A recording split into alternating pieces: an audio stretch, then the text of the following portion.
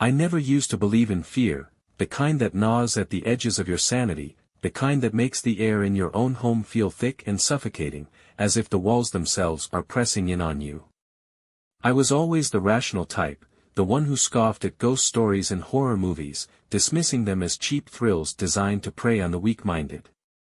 But that was before the noises started, before the soft, almost hesitant creaks above my bedroom ceiling became a persistent, rhythmic pattern, like something moving when it thought I wasn't listening.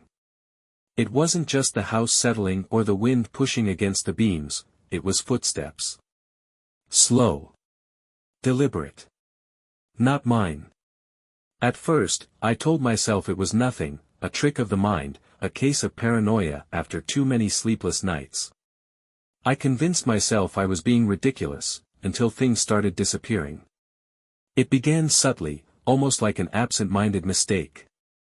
A single sock missing from the dryer, a fork left on the counter when I swore I had put it in the sink, a glass of water half empty when I hadn't even touched it yet. It was easy to explain away, easy to chalk up to stress or distraction. But then, it got worse. One morning, I found my fridge door open even though I remembered closing it the night before. A slice of bread had been bitten into, not torn or broken, but actually bitten, as if someone had taken it straight from the package. That same night, I was brushing my teeth when I noticed something off in the reflection of my bathroom mirror. The door to the attic, which I had never once opened since moving in, was slightly ajar, not much, just an inch or two, but enough. My breath caught in my throat. I could feel something staring back at me from the darkness beyond that narrow opening, something waiting just out of sight.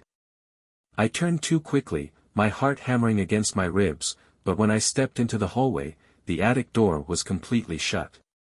By the time the third night came, I was wide awake at 2 a.m., lying motionless in bed, my ears straining for any sound, any movement, anything that could prove to me that I wasn't losing my mind. The silence was thick, stretching out between the creaks of the old wooden beams, and then, I heard it. A long, slow dragging noise, as if something heavy was being pulled across the attic floor, directly above me. I lay frozen, my breath coming in shallow bursts, my fingers digging into the sheets. Then, the sound changed. No longer dragging, tapping. Light, careful taps, as though someone was crouched just beyond the attic door, pressing their fingers against the wood, waiting. Listening. The worst part wasn't the sound itself, nor the sheer terror gripping me in place. It was the fact that, in that moment, I knew, I wasn't alone. I don't know how long I lay there, paralyzed beneath my blankets, my breath shallow, my ears straining against the thick, suffocating silence of the room. Time felt distorted, stretched thin like fragile glass, ready to shatter at any moment. My body ached from staying still for so long, but I didn't dare move, didn't dare make a sound, not when I could still hear it, that horrible, deliberate tapping on the attic door. 3 taps. A pause. 3 more. Like a rhythm, like a signal meant for someone else. Someone who wasn't me. The thought sent an icy tremor through my body. What if this wasn't random? What if this wasn't just some stray animal or a draft shifting the old wooden frame? What if there was a pattern to it, a meaning I wasn't meant to understand? My mind raced with possibilities, each one worse than the last, but the truth was so much simpler and so much more terrifying. I wasn't alone in this house. I forced myself to move, inching my hand towards my phone on the nightstand. The screen's glow sliced through the darkness, momentarily blinding me. My fingers fumbled as I unlocked it, my pulse hammering against my ribs. I hovered over the call button, my instincts screaming at me to dial 911, to get out of bed, to run. But where? Even if I made it out of my room, the attic door was just a few feet away in the hallway. The moment I stepped outside, whatever was up there, whoever was up there, would know. My stomach twisted at the thought. I hesitated, my breath coming in short, panicked bursts. The tapping stopped. Silence. Heavy. Absolute. A suffocating kind of quiet that made the air feel thicker, heavier, pressing against my skin. I waited, heart pounding, ears ringing. And then, the doorknob rattled. Not violently, not as if someone was trying to force their way out, but slow, calculated, like fingers testing its strength, its resistance. My throat clenched, my entire body locking up in sheer, unfiltered terror. Whoever was up there wasn't just hiding. They were trying to get out. The floorboards creaked above me again, this time moving, not away, but closer. I could hear it now, the soft, careful shuffling of bare feet against wood, the slow descent of weight pressing down on each beam. I imagined someone crouched in the darkness just above me, listening, waiting for the right moment. My skin crawled with the sickening realization that whoever was in my attic had been there for a long time. Long enough to learn my routines, long enough to move unseen, long enough to feel comfortable enough to test the boundaries of their hiding place. I wasn't just being watched, I was being studied. And tonight, for whatever reason, they had decided to come closer. The thought sent a bolt of panic through my body. I gripped my phone so tightly my knuckles turned white. I needed to do something. I needed to get out of this house. But just as I swung my legs over the side of the bed, the air in the room shifted. A presence. Heavy. Close. And then, from just beyond my bedroom door, the sound of someone breathing. The breath was shallow, slow, deliberate, not my own. It came from the other side of the door, just inches away, as if someone, something, was listening for me, waiting for a sign of life, waiting for a mistake. I sat frozen on the edge of my bed, my muscles locked in a rigid grip of terror, my fingers numb around the smooth, cold surface of my phone. My mind screamed at me to run, to move, to do something, but I was trapped, caught in the suffocating silence of anticipation. I couldn't see them, but I could feel them. The presence was overwhelming, pressing in on me from all sides, a suffocating force that filled every inch of the room.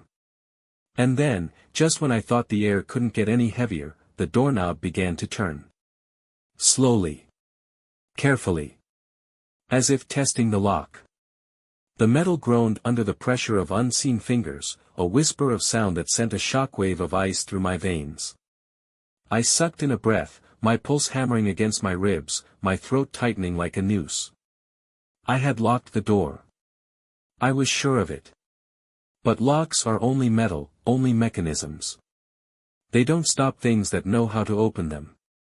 The knob turned again, more forcefully this time, accompanied by the faintest creak of hinges. My stomach lurched. I had no weapon, no escape route, no plan. I was a rabbit in a burrow, cornered by the unseen predator lurking just beyond the thin wooden door. The air grew thick with the scent of something old, something rotten, something that didn't belong. A smell like damp earth and decaying wood. The floorboards on the other side of the door groaned under shifting weight. Whatever was out there wasn't just standing still, it was crouching down, pressing closer. The realization struck me like a lightning bolt. It was listening to me, just as I had listened to it. And then, it whispered my name. Not a shout, not a growl, but a soft, rasping whisper, curling through the darkness like a dead hand reaching from the grave. A voice that should not have known me. A voice that should not exist. My stomach twisted into knots, bile rising in my throat. I did the only thing I could do, I grabbed my phone, fingers trembling as I opened the flashlight. The moment the beam of light slashed through the darkness, illuminating the gap beneath the door, I saw them. Fingers. Thin, pale fingers, stretched unnaturally long, curled around the edge of the wood. Not reaching for the knob, not trying to push the door open, but waiting. Waiting for me to move. I didn't scream. I couldn't. The sound died in my throat, strangled by pure, unfiltered terror. And then, the fingers twitched. The fingers twitched, not in a natural way, not like something living, but in an unsettling, jerky motion, as if the joints had been twisted and broken before being forced to move again. My breath hitched, my body frozen in a suffocating grip of terror as the thing outside my door began to drag its fingers along the wood. The sound was unbearable, a dry, scraping noise, slow and deliberate, like nails raking over a coffin lid. My body was locked in place, every nerve screaming at me to run, but I couldn't. I was caught, trapped in a moment where time no longer moved. And then, as if responding to my fear, the whisper returned, closer this time, almost playful. My name, drawn out in a breathless rasp, like someone exhaling their final words into my ear. I clenched my teeth so hard my jaw ached, my trembling hands gripping my phone as the flashlight beam flickered erratically, casting jagged shadows along the walls. And then, silence. The fingers were gone. The whisper had faded into nothing. The air remained thick with something foul, something unseen, but the suffocating tension had shifted. Whatever was on the other side of that door, had moved. My lungs ached from holding my breath, and as I finally exhaled, I made the mistake of stepping forward. The floorboard beneath my foot let out the faintest creak. It was quiet, almost imperceptible, but it was enough. A noise erupted from the other side of the door, a sound so inhuman, so unnatural, that my mind struggled to comprehend it. It was a gurgling, clicking sound, as if something was laughing through broken vocal cords, a breathless, wheezing chuckle that sent waves of nausea rolling through my gut. And then, boom! The door shook violently, as if something had slammed into it with unnatural force. Once. Twice. A third time. The wood groaned, the lock rattled, and in that moment, I knew, the door wouldn't hold forever. Adrenaline surged through my veins as I stumbled backward, my hands fumbling for anything, a weapon, an escape, a miracle. The attic. The realization struck me like a hammer. If this thing had been living in my house, hiding in the walls, creeping through the darkness above my head, then the attic might hold answers. The pull-down ladder was just across the hallway. I just had to make it there. My heart pounded against my ribs as I braced myself, gripping the cold doorknob, waiting for the next moment of silence, the briefest pause before the next strike. I counted to 3. 1 deep breath. 2. A final prayer. 3. And then, I ran. I reached the attic ladder just as the door behind me exploded open with a deafening crash, the force so violent that wood splintered and shards flew through the air like deadly projectiles. The thing, whatever it was, didn't just enter the hallway, it lurched forward, its movements grotesquely erratic, its limbs bending in ways that no humans should. I didn't turn to look, didn't allow my mind to register the horror in full, I simply grabbed the rope hanging from the attic hatch, yanked it down with every ounce of strength I had left, and scrambled up the steps with the urgency of a man being hunted. Because that's exactly what I was. The second my feet cleared the last rung, I reached for the pull cord, preparing to yank the ladder back up, but it was too late. A hand, long-fingered and impossibly thin, shot up through the opening, latching onto my ankle with a grip that sent sheer ice-cold terror shooting through my body. I screamed. Not just in fear, but in pure, primal desperation, the kind of scream that tears through your throat like broken glass. My free leg lashed out on instinct, my heel colliding with something hard and brittle, and the thing beneath me let out a sound, a choked, gurgling shriek that I felt more than heard. Its grip loosened just enough. With a final, gasping effort, I wrenched myself free, my body rolling backward into the suffocating darkness of the attic as the ladder collapsed beneath me. Then, silence. Not the kind of silence that brings relief, but the kind that presses against your eardrums, making you painfully aware that something is listening. Something is waiting. My breath came in ragged, uneven bursts as I fumbled in the dark, my fingers scraping against dust-covered floorboards, blindly searching for a weapon, a light, anything. And then, just as my trembling hand closed around my phone, the attic began to creak. Not from my movements, not from the wind, but from something else shifting within the shadows. My thumb hit the flashlight button, and a beam of pale, flickering light cut through the void. For a moment, all I saw was dust dancing in the air, the forgotten relics of storage boxes stacked in crooked towers, the wooden beams stretching above like the ribs of some ancient, slumbering beast. And then I saw it. Nestled between two boxes in the farthest corner, almost imperceptible in the darkness, was a hole. A crude, jagged opening carved into the attic floor, just wide enough for a person to squeeze through. My stomach twisted violently, a fresh wave of nausea rising in my throat as realization set in. This wasn't just a hiding place. It was an entrance. A passage. My entire body screamed at me to move, to run, to do anything but stay frozen in place, but then, in the suffocating stillness of the attic, I heard it. A breath. Not my own. Not even close. It was coming from the hole. And worse. It wasn't coming from below. It was coming from above. I didn't dare move. My body was locked in place, every muscle screaming to run, but my mind was paralyzed by the overwhelming, gut-wrenching knowledge that something was up there, watching me, breathing. The sound wasn't human, it was something deeper, wetter, more unnatural.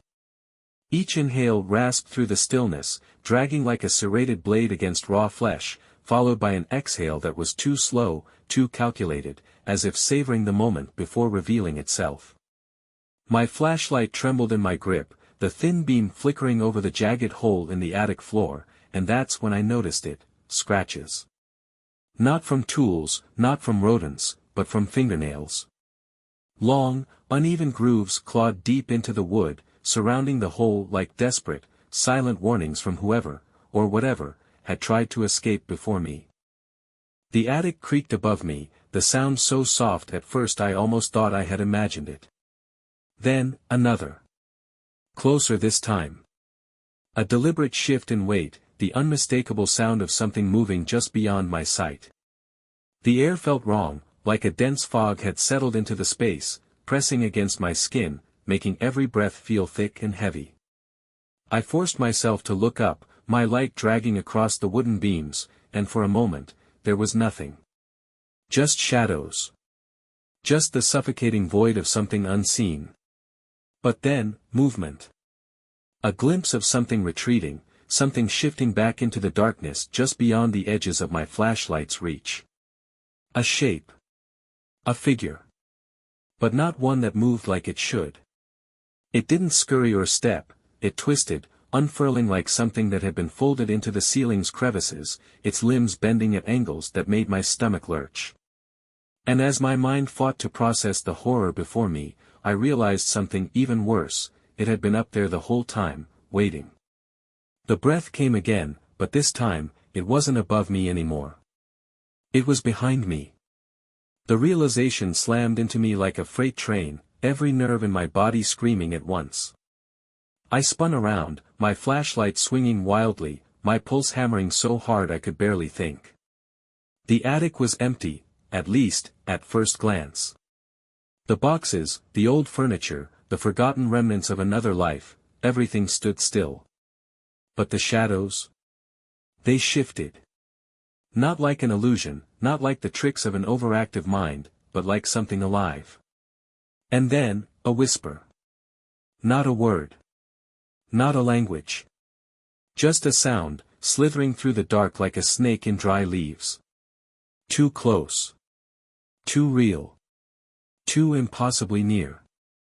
My heart slammed against my ribs as I took a step back, my foot barely brushing the edge of the hole in the floor, and that's when the attic door slammed shut, trapping me inside. I lunged at the attic door, my hands scrambling against the wooden panels, my fingers clawing for the latch, for anything that would free me from the suffocating darkness pressing in from all sides. But it wouldn't budge. It was locked. From the outside. My breath came in rapid, ragged bursts as I threw my weight against it, desperation rising in my throat like bile, but the door didn't so much as creak. Behind me, something moved. Not a scuttle. Not a step.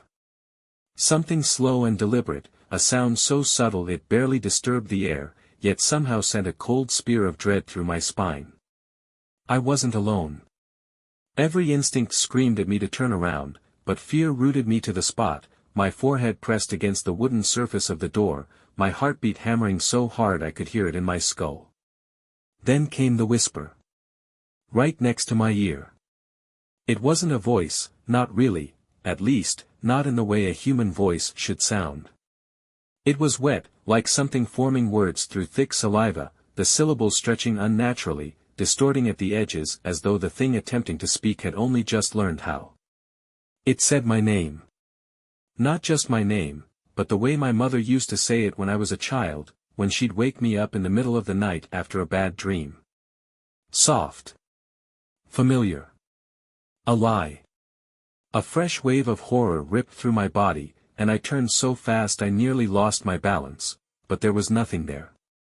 Just the darkness, stretching deep into the attic's corners, shifting ever so slightly, like something had just slithered back into the safety of the shadows before I could see it. My flashlight flickered violently in my trembling hand, the beam cutting through the dust-choked air, sweeping over boxes and forgotten furniture, and then it landed on something that shouldn't have been there. A face. Not human. Not entirely. It was peering at me from between two old wardrobes, its head cocked at an unnatural angle, its mouth slightly open as if caught in the middle of forming a word. Its skin was too pale, stretched too thin over a skull that was too elongated, as if it had been compressed, reshaped into something only vaguely resembling a person. Its eyes, oh God, its eyes. They were wrong. Not black, not hollow, but reflective. Like glass. Like a deer's eyes caught in headlights, except these weren't filled with fear. They were filled with recognition. It knew me. It had been watching me. It had been waiting for me. And then, it smiled. The motion was slow, deliberate, like it had been rehearsed, like it was mimicking something it had seen before but didn't fully understand. And before I could scream, before I could even breathe, it started crawling toward me, on all fours, too fast, too eager, closing the distance in the blink of an eye. I couldn't breathe. I couldn't even think straight as the thing slithered toward me, its sharp, exaggerated movements like a snake, only faster, more unnatural. It was like it knew exactly what to do, how to move, how to crawl, how to make every inch closer to me feel like an eternity. My body refused to obey my commands, paralyzed by the grotesque image of its face. The smile, it never stopped. The thing's eyes flashed, reflecting the faint light of my flashlight, glowing like cold, polished glass, distorting its features even further. It was mocking me. I could feel it deep in my chest, a heavy sense of dread rising like bile. The smile was stretched too wide, too tight, an impossibility that should not have existed in anything human or alive. But that wasn't the worst part.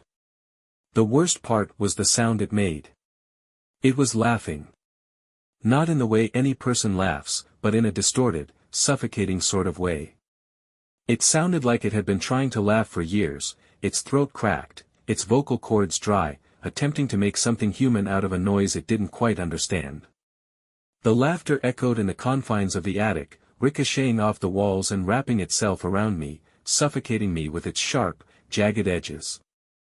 I forced my legs to move, but the floor seemed to stretch beneath me, making every step feel like I was walking through thick tar, each one slower than the last.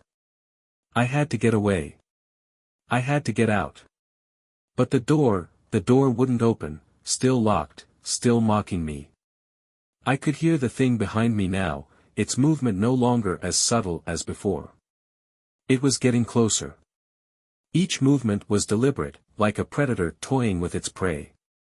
I had one chance, one window of opportunity, a trapdoor on the far side of the attic that led to the roof. It was a long shot, but I didn't have a choice. My heart raced, every thud against my chest a drumbeat of terror. I glanced behind me, catching a glimpse of the creature's elongated form sliding across the floor like an oil spill, its smile growing ever wider as it got closer. I was almost there. Almost to the trapdoor. But as my hand reached out, I heard it. The floor creaked behind me. That sound, a betrayal of my last hope. The thing was no longer behind me. It was in front of me. The moment I realized it was there, something exploded in my chest, a shockwave of fear, like my body was rejecting the very idea of what was standing before me. Its face, if you could call it a face, was inches away from mine. I could see its lips parting, a black, oily void where its teeth should have been, the air around us thick and suffocating. I couldn't escape. I couldn't move, couldn't scream. It reached for me. And just as its hand, if you could call it a hand, was about to close around my throat, the world seemed to implode around me. The room, the walls, the attic, it all began to twist, contort in on itself, like the very fabric of reality was being shredded. The creature's face morphed, its smile expanding, its eyes growing, consuming everything around us. I gasped for air, desperate, trying to breathe, but it was as if the air had been sucked out of the room. It was over. It was like a sudden explosion, the kind that shakes the earth beneath your feet, rattles your bones, and makes you question the very laws of nature. My chest was heavy with terror, my body locked in place, paralyzed as the creature loomed in front of me. Its hand was still reaching out, fingers stretched wide, too long, too thin, each joint bending in ways that shouldn't have been possible. But then, as it closed in, I felt it, the room shifted. Not physically, but something in the air around me began to twist, like the very fabric of reality was warping. For a moment, everything froze. I couldn't move. My mind screamed at me to run, but my body wouldn't listen. I was trapped in this moment of suffocating stillness. The creature didn't move for what felt like an eternity. It just stared at me, that twisted smile growing wider, spreading across its face like a stain that wouldn't wash away. I could feel its breath, ice cold, on my skin, so close now, I could barely keep my eyes open. But when I did, it was there, hovering right in front of me. And then, it spoke. The words weren't words at all. They were whispers, like 1,000 voices overlapping each other, distorted by the darkness. It was incomprehensible at first, a mixture of sounds and syllables that barely made sense, but there was one phrase that stood out above the rest. One that burned into my mind like a branding iron: you cannot escape. The air seemed to thicken around me, pressing in from all sides. My chest constricted with every breath, suffocating, as if the house itself was holding me in place. The laughter came again, but it wasn't the same as before. This time, it wasn't mocking, it was hollow, empty, like it had lost its soul somewhere along the way. I wanted to scream, to yell for help, but the words got stuck in my throat. There was no escape. No way out. The attic itself had become a cage. And just as I thought I would break under the pressure, the thing's eyes flashed, bright, unnatural, and in that instant, it lunged. The moment the creature lunged at me, everything fell into chaos. Time itself seemed to stretch, the world slowing to an agonizing crawl, but my heart didn't slow, it raced. I felt a cold hand grab my arm, its grip like a vice, tightening with unnatural strength. The very air around me seemed to grow colder, my breath turning to fog in the space between us, and yet, there was an oppressive heat beneath my skin, a searing, burning heat that made my entire body scream for release. I could hear its breath, deep, ragged, too close, and the sickening scrape of its nails on the floorboards as it inched closer. My entire body froze in fear. Every instinct screamed at me to run, but my legs wouldn't move. I was trapped. I could feel the weight of its presence all around me. It was everywhere. The thing's twisted face was inches from mine, its eyes glowing with an otherworldly, malicious gleam, and for a moment, I thought I saw something else in those eyes, something more human. A fleeting moment of recognition. But just as quickly, it was gone. It was as though I had imagined it. It tilted its head, like it was studying me, its grotesque smile widening as if to mock my desperation. It let out a low, guttural growl, so close that I felt the vibrations in my bones, and then, in a voice that sent shivers crawling down my spine, it spoke again, but this time, the words were clearer, colder, more menacing. You should have left when you had the chance. Before I could respond, before I could even fully comprehend what was happening, the attic door slammed shut behind me, plunging the room into darkness. I was no longer in control. The house was alive, it seemed, its walls closing in on me, suffocating me, making every movement feel like I was swimming through thick, oppressive air. The creature let out a series of eerie whispers that filled the room, suffusing the very air around me with an ancient malice. And then, without warning, it dragged me across the floor. The ground scraped against my skin as I tried to fight back, but my body felt weak, drained of all energy, like it was being siphoned away by some unseen force. In that moment, I realized something far worse than fear. It wasn't just the creature that was after me, it was the house itself. It had been watching, waiting for me to step too far into its secrets. It had been alive all along, and I was no longer just its occupant, I was its prey. The walls whispered, the floor creaked, and the shadows grew deeper, thicker. I could hear movement above me, scratching, scraping, as if something else was in the attic with me, something that hadn't moved in years, but was now stirring awake. The darkness pressed in on all sides, and I knew, without a doubt, that there was no escape.